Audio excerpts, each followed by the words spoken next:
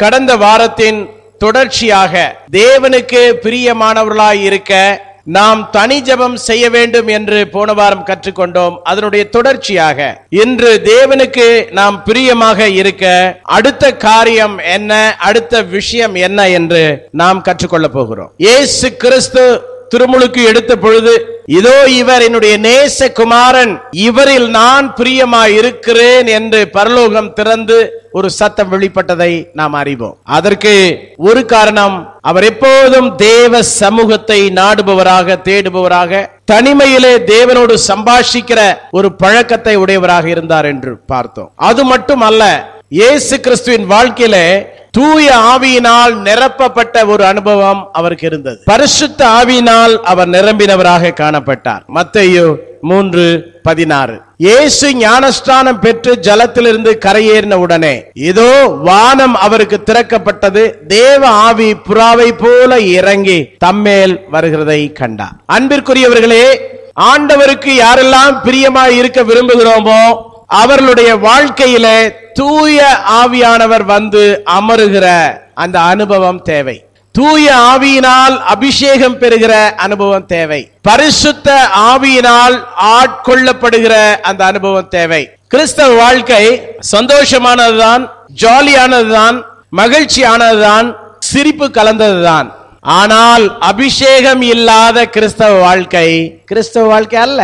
நீங்கள் கிறிஸ்தவ வாழ்க்கை வாழ வேண்டும் என்றால் அதற்கு ஒரு அடையாளம் வேண்டும், அதற்கு ஒரு அங்கீகாரம் வேண்டும். ஒரு மகனையோ ஒரு மகளையோ ஒரு ஸ்கூல்ல கொண்டு போய் சேர்க்கும் பொழுது அது அரசு அங்கீகாரம் உள்ள பள்ளிதானா என்று பார்த்து சேர்க்க வேண்டும். ஒரு டீச்சர் ட்ரைனிங் ஸ்கூல்ல சேர்த்தாலும், அல்லது மெடிக்கல் காலேஜிலே சேர்த்தாலும், அல்லது வேறு என்ஜினியரிங் படிப்பிலே சேர்த்தாலும், எவ்வித கோர்ஸ் படிக்க சேர்த்தாலும் அரசு அங்கீகாரம் இருக்க வேண்டும். இயேசு கிறிஸ்துவே இந்த ஊழியத்தை செய்ய இறங்கும் போது தூய ஆவியினால் நிரப்பப்பட்டு அவர் பரிசுத்த ஆவியினால் தான் உற்பத்தியானார். அவர் பாலகனாக அவதரித்தார். ஆனாலும் கூட அவரே இந்த உலக வாழ்க்கைக்கும் இந்த உலகத்தில் செய்ய வேண்டிய அவருடைய திருப்பணிக்கும் ஓர் அங்கீகாரம் பரலோகம் தர வேண்டும் என்ற நிலையிலே முத்திரையாக, சீல் முத்திரையாக அவர் பரிசுத்த ஆவியின் அபிஷேகத்தை பெற்றுக் கொண்டார். அன்னை மரியாள் அவர்கள் இயேசு கிறிஸ்துவை பெற்றெடுக்கும் பொழுது அவர்களும் தன்னுடைய கருவிலே பரிசுத்த ஆவியினால் தான் கருத்தரித்து இயேசுவை பெற்றுக் கொடுத்தார்கள். ஆயினும் இந்த உலக வாழ்க்கையிலே ஒரு விசுவாசியாக தன்னை உறுதிப்படுத்திக் கொள்வதற்கு பரிசுத்த ஆவியின் அபிஷேகத்தை பெற்றுக் கொள்ளும்படி காத்திருந்த மக்களுடைய கூட்டத்திலே இயேசுவின் தாயாகிய மரியாளும் அங்கே அமர்ந்து வாக்குத்தத்தம் பண்ணப்பட்ட பரிசுத்த ஆவியை பெற்றுக்கொள்ள அவர்கள் காத்திருந்தார்கள் என்று அப்போஸ்தலர் 1வது அதிகாரத்திலே திட்டமும் தெளிவுமாய் வாசிக்கிறோம். உங்கள் கிறிஸ்தவ வாழ்க்கை தேவனால் அங்கீகரிக்கப்பட வேண்டும். நம்மிலே அநேகருக்கு சுய திருப்தியிலே வாழ்கிறோம். நான் ரொம்ப அருமையான கிறிஸ்தவ வாழ்க்கை வாழ்கிறேன், நான் பரவாயில்லை என்று நம்மை நாமே தேற்றிக் கொள்ளுகிறோம், நம்மை நாமே மிக மெச்சிக் கொள்ளுகிறோம். சில நேரங்களில் அறியாத அநேகர் நம்மை பாராட்டியும் விடுகிறார்கள். அதுவே நமக்கு பரமன் கொடுத்த சர்டிபிகேட்டாக கருதி விடுகிறோம். ஆனால் இயேசு கிறிஸ்து தன்னுடைய பூமிக்குரிய வாழ்வை தொடங்கும் பொழுது அல்லது ஊழியத்தை தொடங்கும் பொழுது அவர் பரிசுத்த ஆவியினாலே நிரப்பப்பட்டார். எபேசியர் 4வது அதிகாரம் 30வது வசனம் என்ன சொல்லுகிறது என்று பார்த்தால், அன்றியும் நீங்கள் மீட்கப்படும் நாளுக்கென்று முத்திரையாக பெற்ற தேவனுடைய பரிசுத்த ஆவியை துக்கப்படுத்தாதிருங்கள். நீங்கள் மீட்கப்படும் நாளுக்கென்று முத்திரையாக பெற்ற தேவனுடைய பரிசுத்த ஆவி என்று பார்க்கிறோம். நமக்கு ஒரு மீட்பின் நாள் வருகிறது, ஒரு வருகையின் நாள் வருகிறது, நாம் எடுத்துக்கொள்ளப்படுகிற நாள் வருகிறது. முடிவு பரியந்த நிலைத்திருப்பவனே ரட்சிக்கப்படுவான் என்று வேதம் தெளிவாய் சொல்லுகிறது. அந்த நாளிலே நாம் மீட்கப்படுவதற்கு அரசாங்க சீல் பண்ணப்பட்டிருக்கிறதா என்று பார்ப்பது போல தேவனுடைய பிள்ளைகள் பரிசுத்த ஆவியினாலே முத்திரை போடப்பட்டிருக்கிறார்களா என்ற ஒரு கேள்வி எழுப்பப்படும் பொழுது அல்லது பரிசோதிக்கப்படும் பொழுது, என் அன்பு சகோதரனே, சகோதரியே, உங்களுடைய கிறிஸ்தவ வாழ்க்கையின் எப்படிப்பட்டதா இருக்கும்? வாக்குத்தத்தம் ஆண்டவருடைய பிள்ளைகளுக்காகத்தான் ஆண்டவர் கொடுத்திருக்கிறார். அவரை விசுவாசிக்கிற எல்லா மக்களையும் பரிசுத்த ஆவியினாலே நிறைப்பேன் என்று ஆண்டவர் வாக்கு கொடுத்திருக்கிறார். ஆகையால் இயேசு பெற்றுக்கொண்ட அந்த பரிசுத்த ஆவியின் அபிஷேகத்தை புதிய ஏற்பாட்டு திருச்சபை கண்டிப்பாய் பெற்றால்தான் தேவனுக்கு பிரியமானவர்களாய் வாழ முடியும். இயேசு கிறிஸ்து பரிசுத்த ஆவியை பெற்றார், முத்தரிக்கப்பட்டார். அதே போல தாவீதினுடைய வாழ்க்கை, தானியேலுடைய வாழ்க்கை நாம் சற்று கவனித்தால் அவர்கள் தேவனுக்கு பிரியமாய் இருக்க அந்த அபிஷேகம் அவர்களுக்கு உதவி செய்திருக்கிறதை நாம் அறிய முடியும். தாவீதின் வாழ்க்கையிலே சங்கீதம் 51:10-11-12 நாம் பார்க்கும் பொழுது, தேவனே சுத்த இருதயத்தை என்னிலே சிருஷ்டியும், நிலைவரமான ஆவியை என் உள்ளத்திலே புதுப்பியும், உமது சமூகத்தை விட்டு என்னை தள்ளாமலும் உமது பரிசுத்த ஆவியை என்னிடத்திலிருந்து எடுத்துக் கொள்ளாமலும் இரும், உமது இரட்சணியத்தின் சந்தோஷத்தை திரும்பவும் எனக்கு தந்து உற்சாகமான ஆவி என்னை தாங்கும்படி செய்யும். தாவீது அபிஷேகம் பண்ணப்பட்ட தேவனுடைய மனிதன்.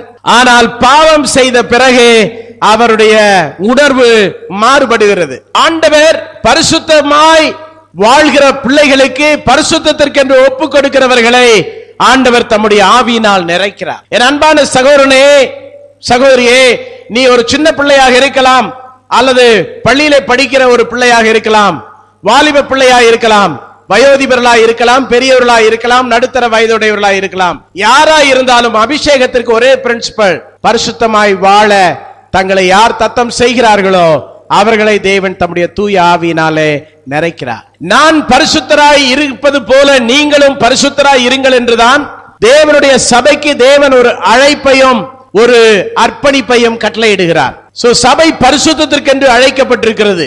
சபை, the word church means ecclesia.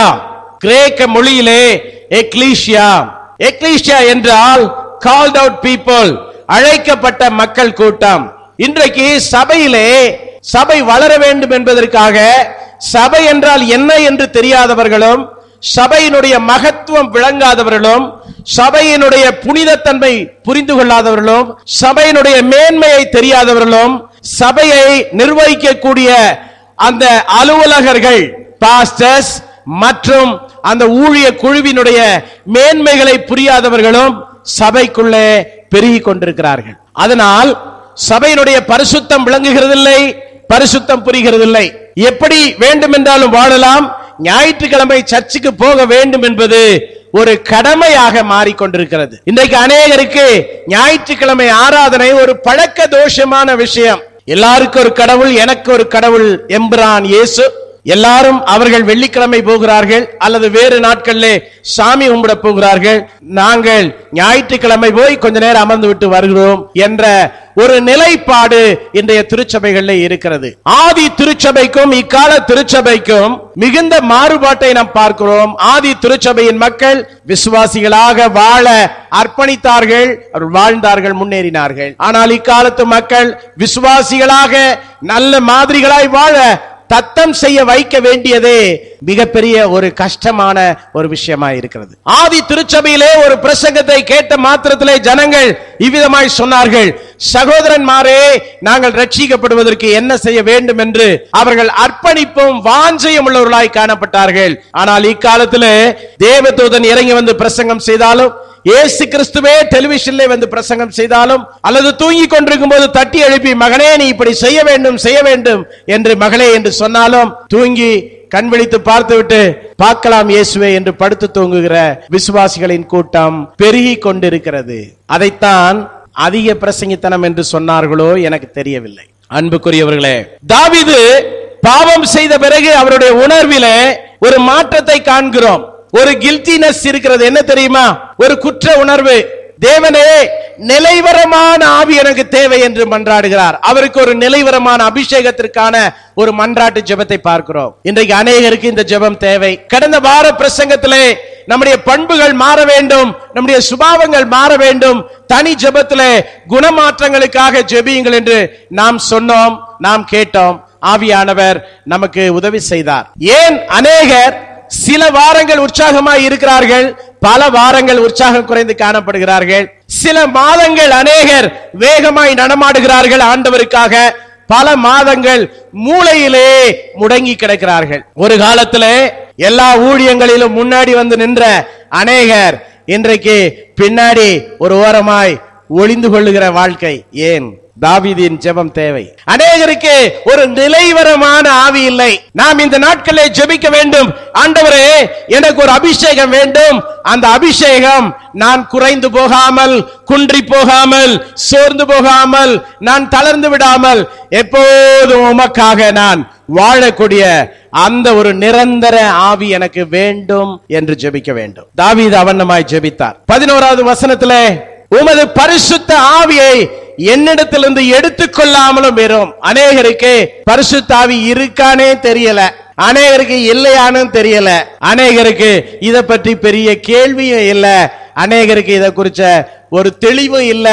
என்ன அப்படின்னா, எங்களுக்கு ஏதாவது வேணும், ஏசிட்ட ஜெபம் பண்ணா தருவார்னு ஆரம்பத்துல யாரோ சொன்னாங்க. அது மட்டும்தான் தலை நிறைய இருக்கு, அவர்கிட்ட என்னத்தையாலும் வாங்கத்தான் வர்றோம்னு நினைக்கிறாங்க. என் அன்பு சகோதர சகோதரிகளே, அபிஷேகம் இல்லாத ஒரு வாழ்க்கை பரிதாபமான வாழ்க்கை. அதனாலதான் தாவீது சொல்றார், நான் தப்பு பண்ணிட்டேன், நான் பாவம் பண்ணிட்டேன், அதனால அபிஷேகத்தை என்னிலிருந்து எடுத்து விட வேண்டாம். அபிஷேகம் இல்லாத வாழ்க்கை, ஆவி நிறைவில்லாத வாழ்க்கை, அது ஒரு அனாதையான வாழ்க்கை. இயேசு சொன்னார், நான் உங்களை திக்கற்றவர்களாய் விடேன். அதனுடைய அர்த்தம் என்ன தெரியுமா? நான் பரத்திற்கு போனாலும் உங்களை தேற்ற, உங்களை நடத்த, உங்களை கட்ட, உங்களுக்குள்ளே எப்போதும் மாறாமல் இருக்கிற ஆவியானவரை உங்களுக்கு நான் தந்தருளி உங்களை அனாதையா விடாம அவருடைய ஆதரவோடு வாழ உதவி செய்கிறேன் என்று சொன்னார். என் அன்புக்குரிய சகோதர சகோதரிகளே, அபிஷேகம் இல்லைன்னா உங்களுக்கு அனாதை என்ற ஃபீல் வரும்.